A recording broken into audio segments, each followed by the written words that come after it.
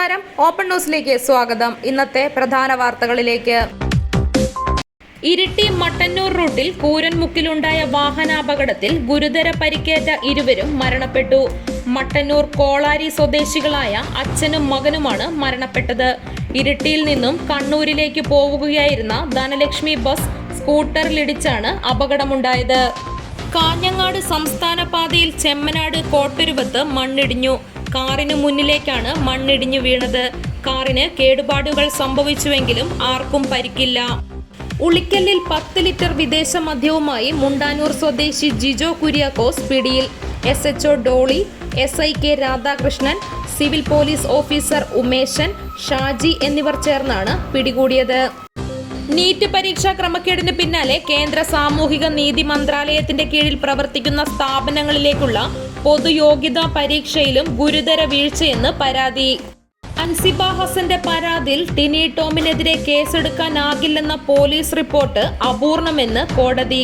പ്രഥമ ദൃഷ്ടിയാൽ ടിനി ടോം കുറ്റം ചെയ്തിട്ടുണ്ടെന്നും വിശദമായ അന്വേഷണം വേണമെന്നും പുറത്തുവന്ന കോടതി ഉത്തരവിൽ പറയുന്നു.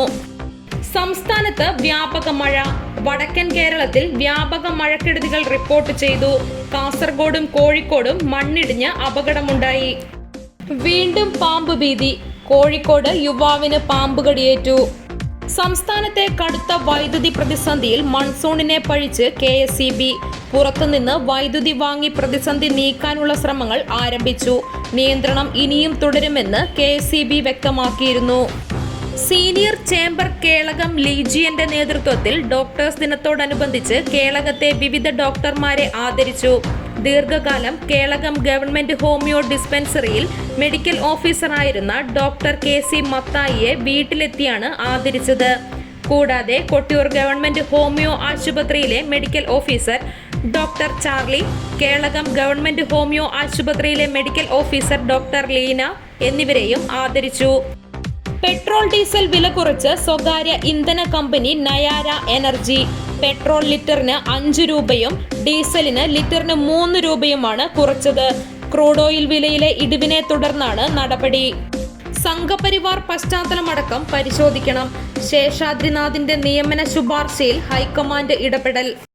മലയാളി ക്രിക്കറ്റ് താരം സഞ്ജു സാംസണെ പിന്തുണച്ച് കേരള ക്രിക്കറ്റ് അസോസിയേഷനെതിരെ നടത്തിയ വിവാദ പരാമർശങ്ങളുടെ പേരിൽ മുൻ ഇന്ത്യൻ താരം S ശ്രീശാന്തിന് ഏർപ്പെടുത്തിയിരുന്ന 3 വർഷത്തെ വിലക്ക് പിൻവലിച്ചു.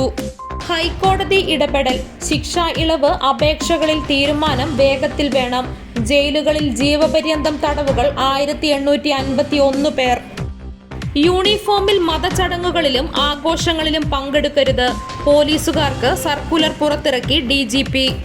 കൊല്ലത്ത് 3 മാസം പ്രായമുള്ള ആൺകുഞ്ഞു മരിച്ചു. തൊണ്ടയിൽ പാൽ കുടുങ്ങിയെന്ന് സംശയം. പരസ്ത്രീ ബന്ധം ചോദ്യം ചെയ്തു. കാറിൽ വെച്ച് ഭാര്യയെ തലക്കടിച്ചു കൊലപ്പെടുത്തി. സൈനികൻ അറസ്റ്റിൽ. സംഭവം ബാംഗ്ലൂരുവിൽ. പേരാവൂർ മേൽമുരുങ്ങോടിയിലെ തെക്കൂട്ടുകാരയിൽ രുക്മിണി നിര്യാതയായി. 86 വയസ്സായിരുന്നു. സംസ്കാരം നാളെ രാവിലെ 10 മണിക്ക് വീട്ടുവളപ്പിൽ. ഇരിട്ടി കുന്നോത്ത് മിച്ചഭൂമിയിൽ വർക്കി നിര്യാതനായി. 87 വയസ്സായിരുന്നു. കണിച്ചാർ പഞ്ചായത്ത് പ്രസിഡന്റ് ഡോക്ടർ ത്രേസ്യ പോളിന്റെ ഭർത്തൃമാതാവ് ഇളംപുരയിടത്തിൽ അന്നമ്മ നിര്യാതയായി. 90 വയസ്സായിരുന്നു. ഇന്നത്തെ സ്വർണം വെള്ളി നിരക്കുകൾ. ഗ്രാമിന് 115 രൂപ കുറഞ്ഞ് 12,905 രൂപയും പവന് 920 രൂപ കുറഞ്ഞ് 1,03,240 രൂപയുമായി. വെള്ളിക്ക് 240 രൂപയുമായി. കേളകത്തെ ഇന്നത്തെ വില നിലവാരം.